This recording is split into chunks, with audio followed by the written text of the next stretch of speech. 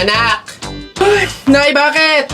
Matutulog muna ako saglit. Ikaw muna magbantay sa burol ng lolo mo, ha? Wag na wag mong iiwan yon. Dapat daw laging may kasama yon. Ha, bakit naman dapat laging may bantay? Pamahiin. Pag daw iniwan mo yung patay dun sa kabaong, papalitan daw yan ng puno ng saging ng mga engkanto.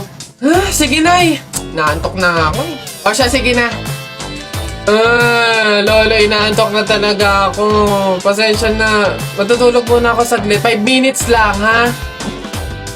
Di naman siguro totoo yung mga pamahiin na yan. Engkanto. Sige. Oh, bakit walang bantay dito sa burol? Ang lolo! Lolo! Sinasabi ko na nga ba? Nay, bakit anyari? Wala na yung lolo mo. Ha? Wala na sa kabaong si lolo? Oh? Sabi ko naman kasi sa'yo, bantayan mo eh. Kukunin niyo naman